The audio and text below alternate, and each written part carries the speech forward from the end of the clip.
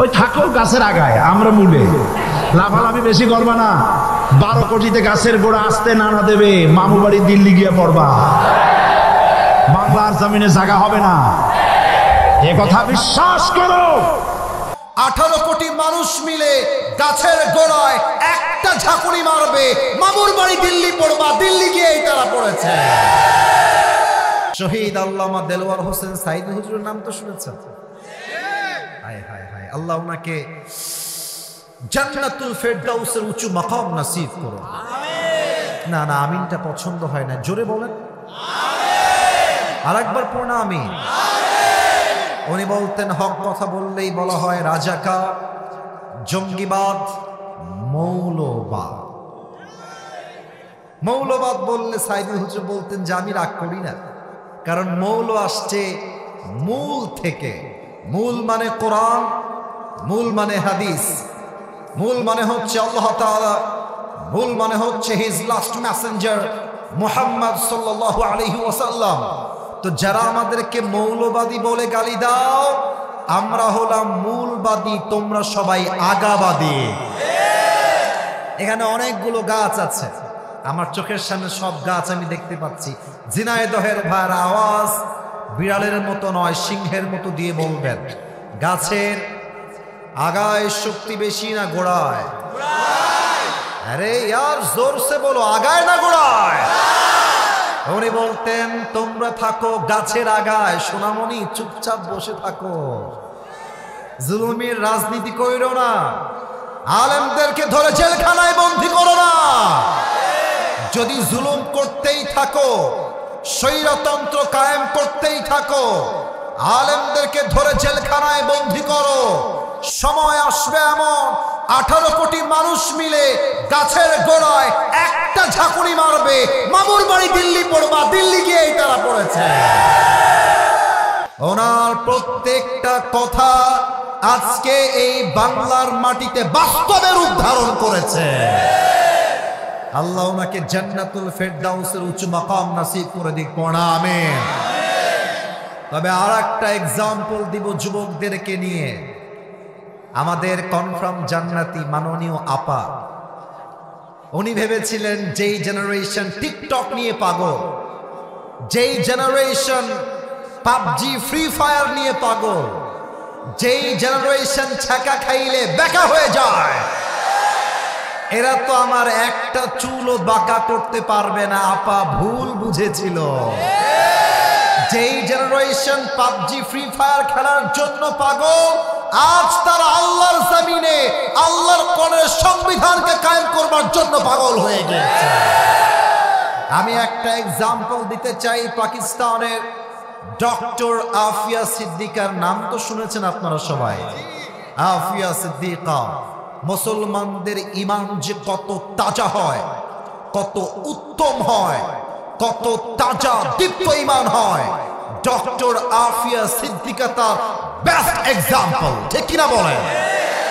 Doctor Afia সিদ্দিকাকে 2003 সালে পাকিস্তান থেকে kidnap করা হয়। তাকে কিডন্যাপ করা হয়েছিল এই ব্লেম করে যে ডক্টর আফিয়া সিদ্দিকা নাকি আল কায়েদার সঙ্গে জড়িত ছিলেন। এবং আপনারা অবাক হবেন, ডক্টর আফিয়া সিদ্দিকা ছিলেন, শি ওয়াজ নিউরোসায়েন্টিস্ট, সে একজন বিজ্ঞানী ছিল এবং পাশাপাশি সে আল্লাহর কোরআনের হাফেজা ছিল। সুবহানাল্লাহ পড়েন। তাকে গ্রেফতার করা হলো একজন সেনা হত্যার দায়ে।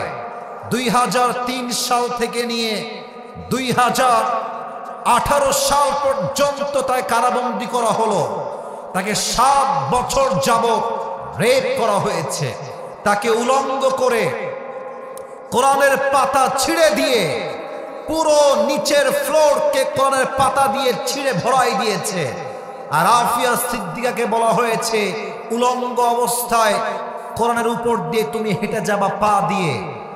এই মহিলা, এই নারী যুগের পরে যুগ আমেরিকার ভেতরে টর্চার সেলে জুলুমের শিকার হয়েছে, তবুও তাওহীদ আর ঈমানকে স্যাক্রিফাইস করতে প্রস্তুত হয় না।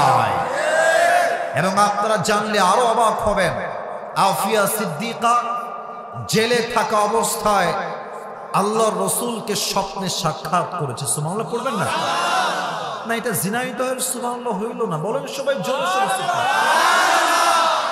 আফিয়া সিদ্দিকার ভাষা হচ্ছে উর্দু ভাষা। নবীর সঙ্গে স্বপ্নে সাক্ষাৎ, ডাক দিয়ে বলছে, ইয়া রাসূলুল্লাহ मैं यहाँ पर कब तक रहूं, আমি এখানে আর কতদিন থাকবো ইয়া রাসূলুল্লাহ, ये इम्तिहान कब खत्म होगा, এই পরীক্ষা কবে শেষ হবে ইয়া রাসূলুল্লাহ। নবীজি একটু মুচকি হাসি দিয়ে বললেন, আফিয়া ये तुम्हारा इम्तिहान नहीं है, এটা তোমার পরীক্ষা নয়। এই কথা শুনে আফিয়া সিদ্দিকা চোখের পানি ছেড়ে বললেন, ইয়া রাসূলুল্লাহ अगर ये मेरा इम्तिहान नहीं है तो मुझे जो जुल्म किया जा रहा है ये मुझसे और बर्दाश्त नहीं होता। हे रसूल, যদি এটা আমার পরীক্ষা না হয়, যে জুলুম চলছে, যে ধর্ষণ চলছে, যে রেপ চলছে, এটা আমার দ্বারা আর সহ্য হচ্ছে না। এ নবী, আমি কবে মুক্তি পাবো? নবীজি বলছেন, আফিয়া ये तुम्हारा इम्तिहान नहीं है, ये मेरी उम्मत का इम्तिहान है, এটা আমার প্রত্যেকটা উম্মতের ইমতিহান। হকের পক্ষে থাকলে বাধা আসবে, জেল আসবে, জুলুম আসবে, বাট কথা হবে একটা, আমার জীবন যাবে, কল্লা যাবে, বাতিলের সামনে আমার মাথা ঘোরাতে হবে না। জিনাইদহের ভাই, আল্লাহ সেই জাগ্রত ঈমান আমাদের সবাইকে দান করুক। পড়েন সবাই আমিন। অতএব আমি আসিফ হুজুরের লাস্ট এন্ড ফাইনাল কথা, আল্লামা দেলোয়ার হোসেন সাঈদী হুজুর জেল খেটেছেন, জুলুমের শিকার হয়েছেন, শহীদ হয়েছেন, বাতিলের সামনে মাথা নত করেন নাই। আল্লামা মামুনুল হক সাহেবকে ধর্ষণের মিথ্যা মামলা দিয়ে জেলখানায় বন্দী করা হয়েছে, উনি ওনার মাথাকে বাতিলের সামনে নত করেন নাই। আমাদের সকলের কলিজার টুকরা মিজানুর রহমান আজহারীকে 2020 সালে মিথ্যা শিবিরের ট্যাগ দিয়ে, জামাতের ট্যাগ দিয়ে, রাজাকারের ট্যাগ দিয়ে দেশ ছাড়তে বাধ্য করা হয়েছে। আজহারী দেশ ছেড়েছে, বাতিলের সামনে মাথা নত করে না। এখান থেকে একটা শিক্ষা বাতিল পক্ষকে আমি দিতে চাই, যতই জুলুম করো, যতই জেল দাও, যতই আমাদেরকে অত্যাচার করো, আমরা একটা মিশন নিয়ে নেমেছি, মাথায় আমাদের কাফনের কাপড় বাঁধা আছে।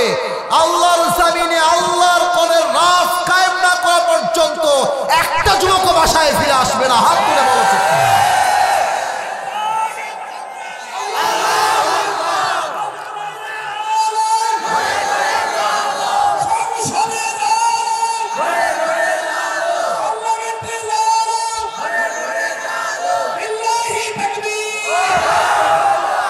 আল্লাহ যেন এই স্লোগানকে কবুল করে। পড়েন সবাই আমিন।